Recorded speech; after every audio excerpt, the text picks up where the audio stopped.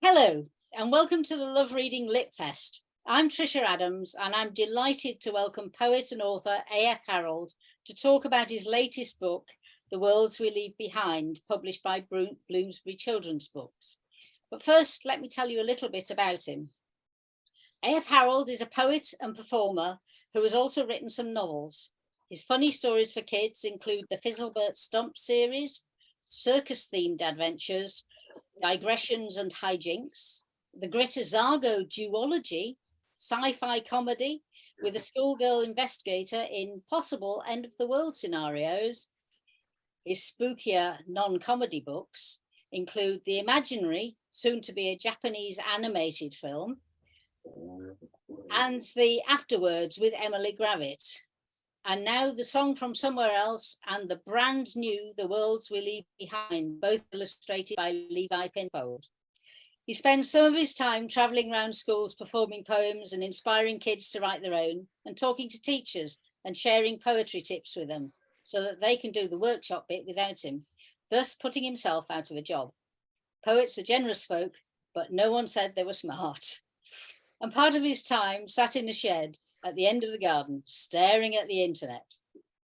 He lives in the aptly named Reading with his fellow children's author, podcaster and stand-up comedian, Izzy Lawrence, and their two cats, Susan and Vincent. Welcome. Hello. He will be asked some questions by Love Reading Lit Fest Kids Ambassador, Jasmine Moore. Jasmine is 13 years old and lives in Liverpool. Her love of reading began as a toddler, and her passion has only grown since. She equally loves reading adventure stories as well as girly teen novels. As well as reading, Jasmine spends her time playing netball and is currently learning Spanish. Welcome, Jasmine. Hi. But first, Hola. I'd like to ask Ashley if you would read us a short piece from The Worlds We Leave Behind, please. Of course I will. Here is the book, just for the telly screen, and I'll simply read the first couple of pages just to give us a flavour of what the words sound like, because the pictures look like things like this, because Levi has drawn some wonderful things. The book begins with a poem by Stevie Smith, the great Stevie Smith, there, called Some Are Born. Some are born to peace and joy, and some are born to sorrow, but only for a day, as we shall not be here tomorrow. And I always like a little bit of poetry at the front of a book. Monday. Hex wasn't entirely sure how the girl had come to be hurt. That morning, he and Tomo had got on their bikes and they'd headed over the level crossing and down the hill, down to the woods. On a map, the woods were a fat finger pointing away from town. A brook ran through the middle and the trees formed a strip a couple of 100 meters wide on either side, but dwindling and narrowing, closing in and petering out the further you went. Beyond them, on the left, was the road that led off to the next town. Beyond them on the right were wide, flat farmers' fields. It wasn't big enough to get lost in, but it was big enough to forget yourself in. The trees towered over you, little specks of blue twinkling high above like stars in the night sky, saying nothing. As smoke and squeals had poured off Hex and Tomo's brake pads at the bottom of the last road, they had seen the girl in her front garden. She was some years younger than they were, down at the bottom of the school, possibly still in the infants while they were up at the top. She was called Sasha something or other, and had been sat on the lawn of her front garden, pretending to read from a book to her toys. Pretending only because Hex couldn't believe the story was actually in the book, which looked like one about tractors. There was a prince who killed a giant, the girl had said, and he got sent to prison because killing is wrong. And when he was in prison, he fell in love with the prison boss's daughter, but she wouldn't marry him because he'd killed a giant and killing is wrong. But he said the giant was going to eat the king, and she said, well, the king should be more careful. And she married an apple and ate it all up and was happily ever after. The end. The front door had been open a crack and they'd heard distant voices somewhere inside. She'd lowered her book and looked at them, squinting at the sun and shading her eyes with her hand. What you doing? She'd asked. Nothing, they'd said. But she'd asked again, and so they told her they were going into the woods. There was a rope swing set up on the high bank over the brook. It was a good place to spend a hot day. I'll come, she said, putting a plastic horse between the pages of her book and laying it down carefully on the grass. Nah, they'd said. But she just stood up, brushed her bottom with both hands. She'd sniffed her palms and said, don't you love that fresh smell? She probably meant the grass, but it was still weird. Tomo and Hex had looked at one another at that point, a half chuckle, nervous and uncertain. Nah, you're okay, they'd said, shaking their heads. Pulling their bikes up, they'd walked off, not looking back, and she had followed them. They hadn't invited her, hadn't forced her, hadn't encouraged her, hadn't wanted her to come, but there she was, a little kid, suddenly in their care. And now they were in the woods and it had all gone wrong. There we go, and there's lovely picture of Sasha there in her front garden. And so that is the very beginning, the first 3 or 4 pages of The Worlds We Leave Behind by me and Levi Pinfold. Thank you. Thank you, Ashley. Now I'm going to hand over to Jasmine for some questions, please. Thank you. Okay, so whenever I write a story, I find it hard to come up with characters. So I always pick a friend or family member's name. So I was just wanted to ask you, how do you choose your character and their personalities? For example, Hex in your book. Well, characters, they're interesting, aren't they? Because we're surrounded by human beings in our life. So we've got a vague idea of what human beings are like to begin with. And there's one that we know in particularly well, which is ourselves. We have a sort of a vague idea of that. And the way characters sort of present themselves to me is they walk into a book and they do things, and I put them in places where other characters talk to them and they answer, and I just listen in. I just sort of earwig on their conversations in a kind of tapping my fingers on the keyboard, finding out what happens next way. The way Hex came into this book, though, I was for a long time, I was sort of stuck on what to write a book about, wondering whether I was going to write another story after I wrote a book called The Afterwards. I spent quite a lot of time after that going, well, I've written this book, The Afterwards, that is it's all about death, and it's all about a journey into the afterlife and back to the world of the living. And I didn't quite know how to follow that, because that seemed quite a sort of final novel. And then I remembered in the book, The Song from Somewhere Else, the main character in that book's a girl called Frank, who walked into that book looking for her cat that had gone missing. She got involved, she met some bullies in there down the wreck while she was putting posters up, and they were my bullies from when I was 10 or 11.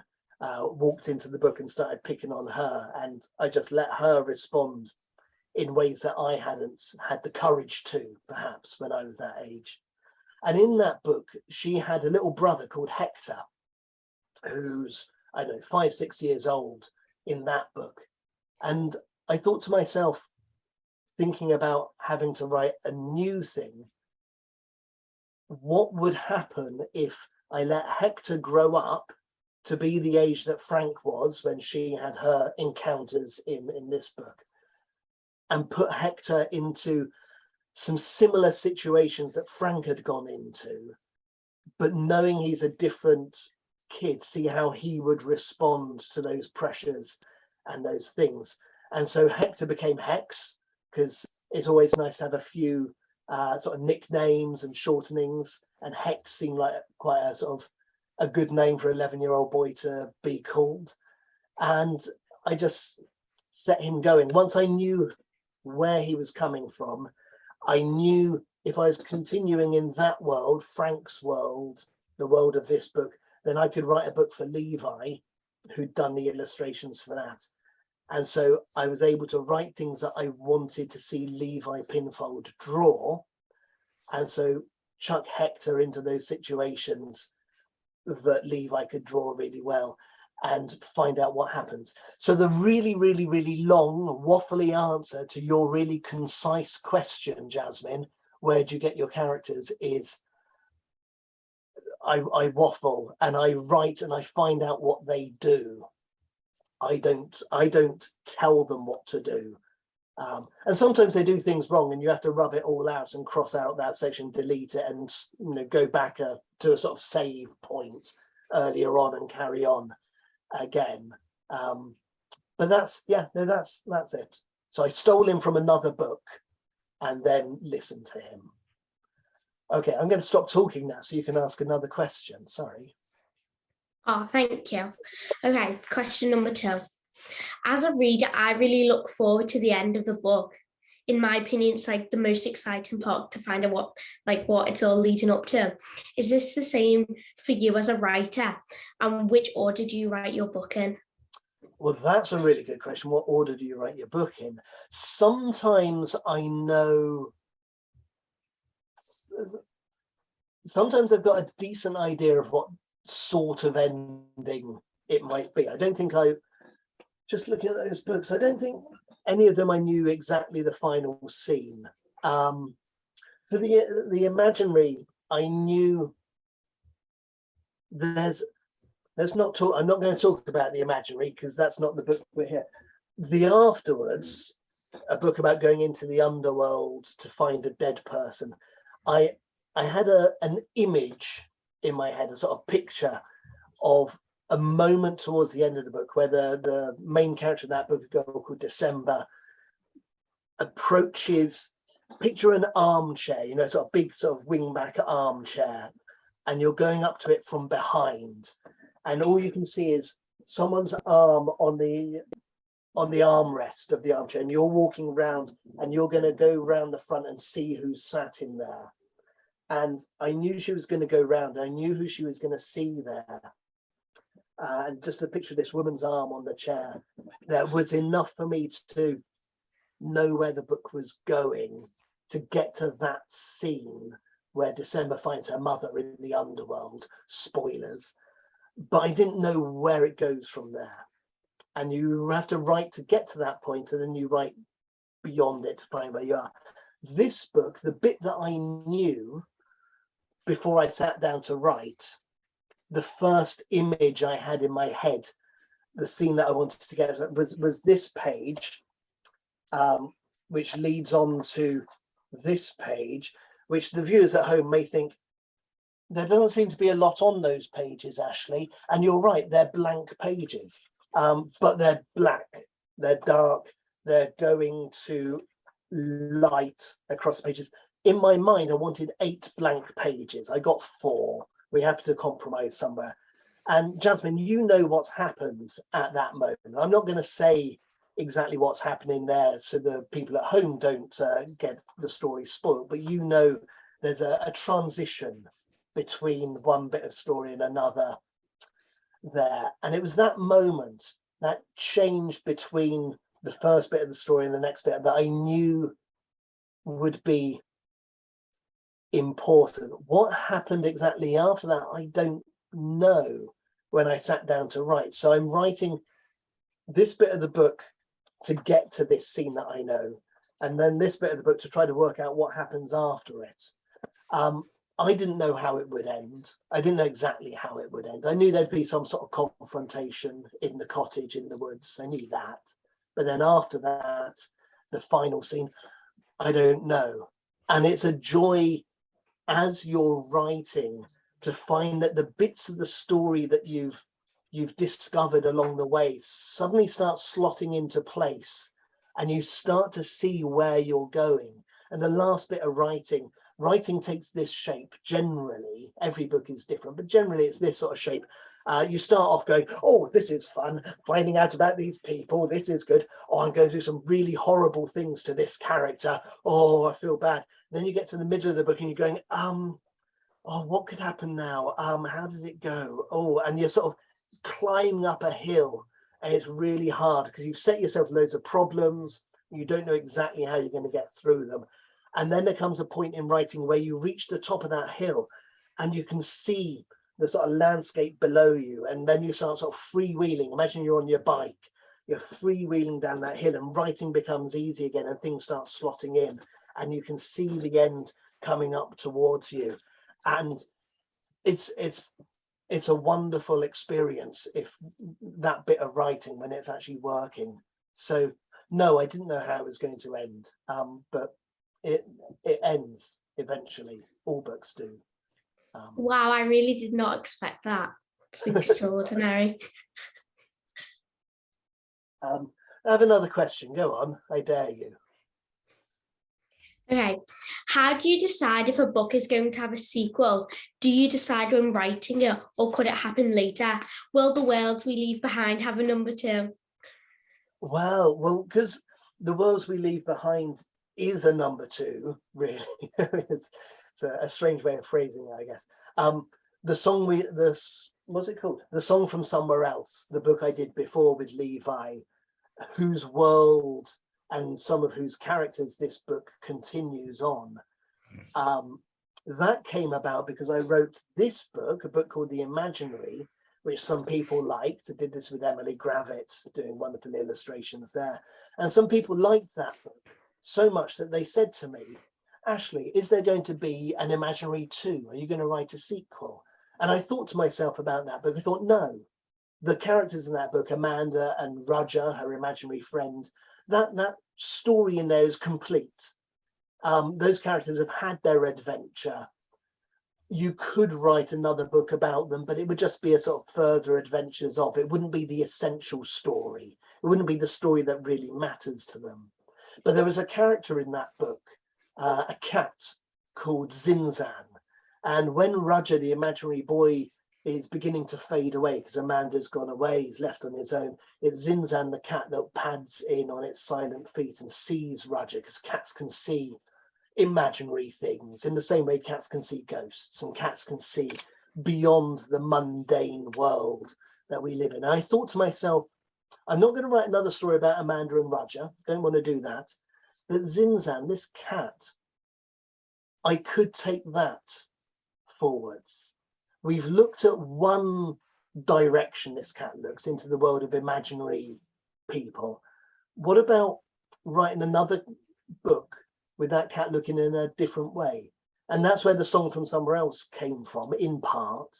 There's a cat in there that's gone missing that may or may not be the same cat as Zinzan, that helps Frank understand the situation she's in. That's a book about parallel worlds and other worlds seen through a little sort of supernatural window there. And then I wrote a third book with the cat, The Afterwards, where the cat is December's guide in the underworld, in the world of the dead there. And so there's 3 books that came about, different directions of this cat looking in different sort of supernatural directions. And I thought to myself, I quite like 3 is a good number. 3 is always a good number for things. And in The Afterwards, the cat leaves. That's that cat's final book. And so that was another reason it was tricky to follow, because this sort of device I had, this cat linking these stories together, was done with, was gone. It sacrifices itself there. And so I'd have to start a new sort of sui generis story. And so this book has no cat in it. So it's not linked to those stories in that way, but it is linked by the fact it's Levi doing the art, it's some characters from that book carrying on. So everything links together without being explicit sequels. Something like Fizzlebert Stump, the boy who ran away from the circus and joined the library, a funny book I wrote, my first kid's story. I wrote 6 books about Fizzlebert Stump in all, funny adventures he has there. And that was, excuse me, my publisher said to me, have you written any more about Fizzlebert? We'd like you to write another one. And so I did, but that's a story that felt like it should be a series, that felt like, it's a sort of conceit that would make a good series. Whereas these things, they're sort of strange enough to live on their own. Maybe more will happen. I don't know, is the simple answer. But I tell you, oh no, I shouldn't tell you the thing that annoys me. I'm not going to tell you the thing that annoys me about people who write. Right, there's this thing that people do when they write a kid's book and they don't realize there's going to be a sequel, and they call the kid's book Billy Boggins, right? And they name it after the kid, the character in the book, and the book's called Billy Boggins there, and then they release a sequel because it's the publishers have said, oh, this should be a series, and they call it Billy Boggins and the Golden Hat. And suddenly you've got a first book that's just the kid's name, and then all the other books in the series are the name with a subtitle. And that shows you they didn't think there'd be a series, and it really annoys me. Have a subtitle all the way, or have a whole title all the way. Sorry, I went off on one there. Jasmine, ask me a question so I don't get in trouble anymore with publishers and other children's authors who are angry with me. No. Okay, so question number 4. Is there anyone in your family or friends that you let read your books first before they are published? What feedback do they normally give you? And has it ever made you want to change your book? And is there anyone in your friends or family that have never read one of your books? Oh, there's probably plenty of people in my sort of friends group who haven't read books, because I write books for young people, I write books for kids, and there's plenty of people who don't want to read them. That's fine. If I was an adult writing, I am an adult. If I was writing books for grown-ups, I wouldn't expect them to read them either, because it might not be their cup of tea. In my family, my partner Izzy reads most of my books. And early on in my career, when I was starting out, she did read them before they went anywhere else and did give me ideas. Fizzlebert Stump, he was originally called Avuncular Stump, which is a strange word to have as a child's name, because it means like an uncle, avuncular. And she said it's a bit boring, a sort of Victorian-y sounding, sort of whimsical name. He needs to have a more exciting name, a more sort of sparky, fizzy name. And so I went, oh, what about Fizzlebert? And she said, yeah. And so I did change that there. Nowadays, I just send things to my editor and let them read them first, because Izzy, my partner, is trying to write her own books. She's busy there. And yeah, no, I leave it to my editor, and then she tells me things and writes me long letters saying, you really need to think about this bit. This bit's very good, but this bit's a bit boring. I'm not sure what's happening here. It's a bit confused. And you could take this bit a bit further. And this bit doesn't really, there's no need for this bit. You've already said that earlier. And I get lots of feedback like that. And, I listened to it and I change things, because that's the job of an editor and an author, to together make something better than either of us could make on our own. So yeah, take the advice, listen to it. And then dig your heels in now and then when you think something's really important and they've misunderstood it. But most of the time go, yeah, no, you're probably right. And then it comes the point where Levi does the pictures, or Emily does the pictures in these books. And then I go, oh, actually, you've drawn that a little bit different to how I was sort of writing it. But I like what you've done. So let's change the words to match the pictures. And so there becomes that bit of feedback along the way as well. So lots of people feedback in.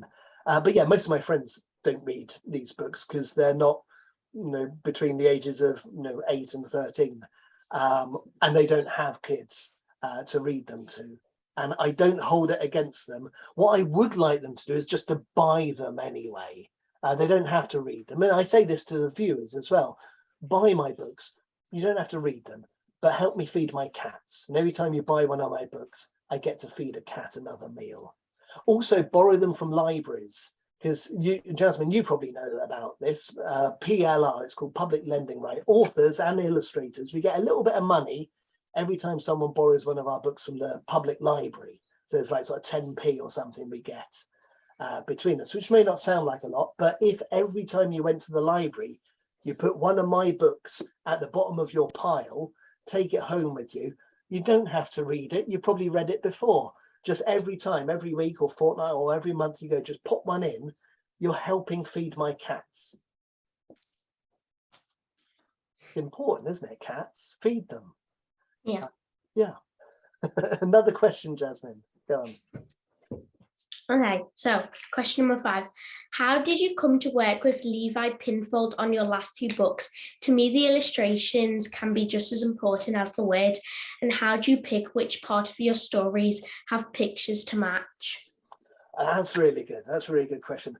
What happened after I did The Imaginary with Emily Gravett in 2014, I then wrote The Song from Somewhere Else. That was my next book.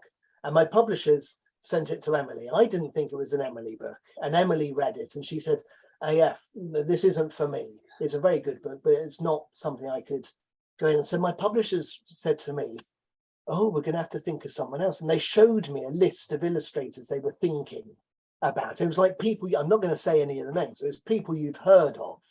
And I was like, crikey, really? You think one of them would be good? And Levi's was the first name on the list. And so they sent it to him first. And he said, yes. And I didn't know Levi at that point. I didn't know his work because he'd done a couple of picture books. He'd done a book called The Django and Black Dog, which had won the Kate Greenaway medal. And I don't have small kids. I'm not very au fait with picture books. So I went out and bought them and I read them. I thought, he's all right, this guy, isn't he? It's all right. And then I saw what he did with The Song from Somewhere Else. It is, beautifully dark and atmospheric and smoky and shadowy and quite amazing. And so the next book I wrote after that was a book called The Afterwards, which I felt was an Emily book.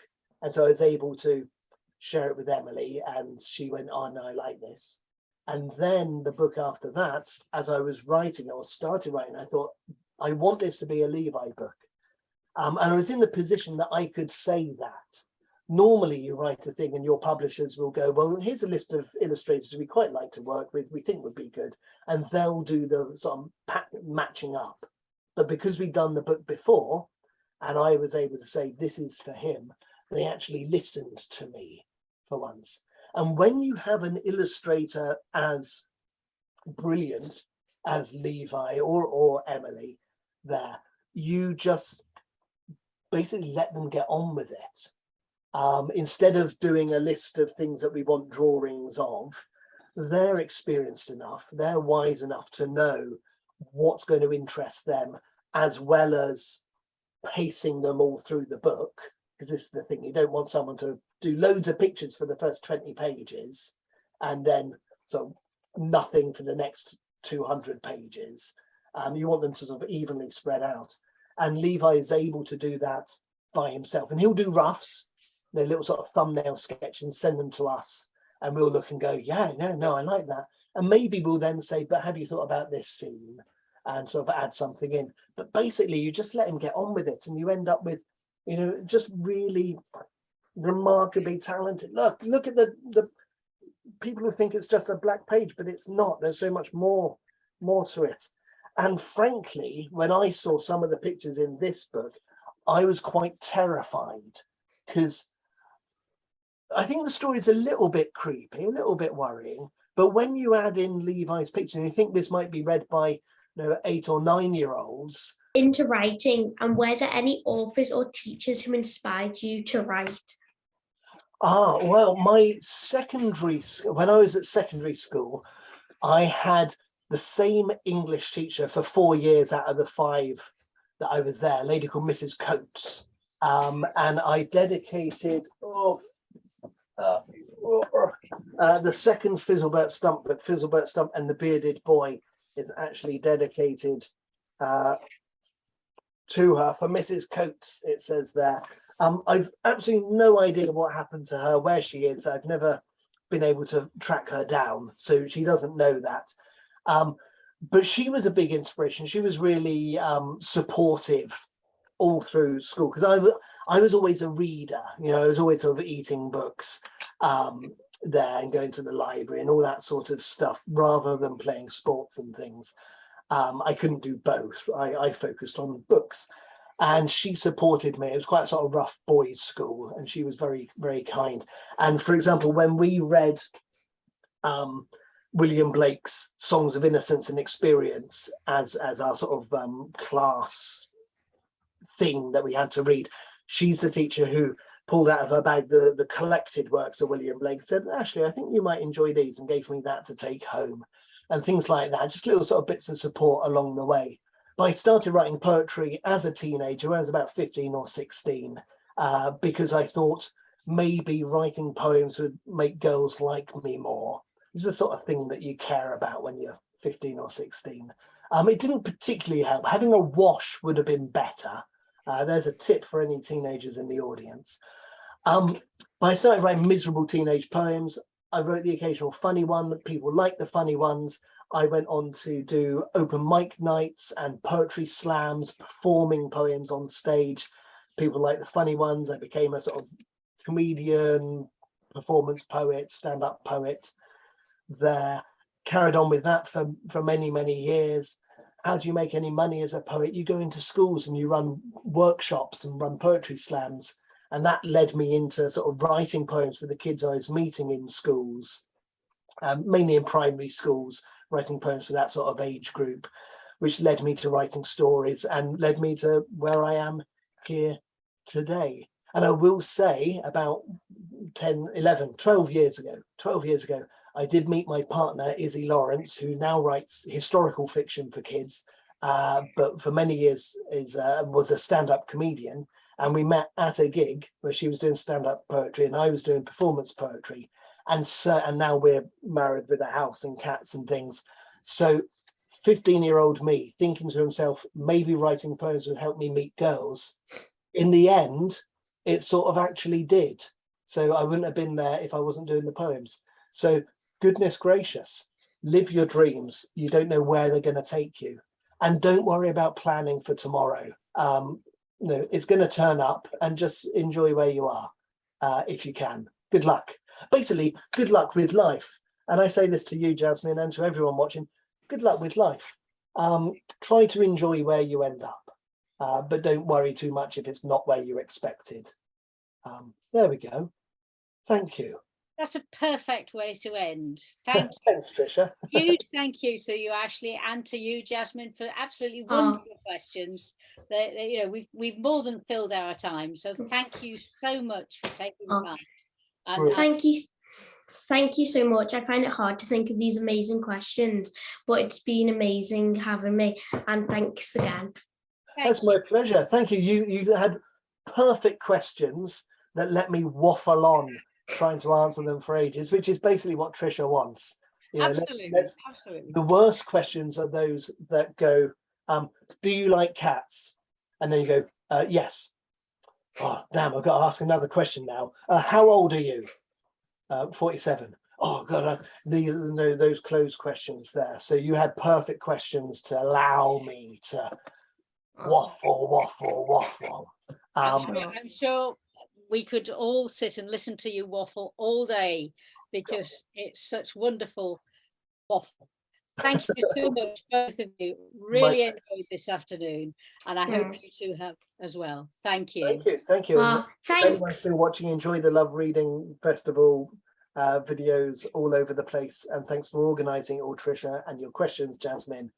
And we'll see you again another time somewhere else. I'm sure. Yes. Thank you. Bye. Bye-bye. Bye. Bye.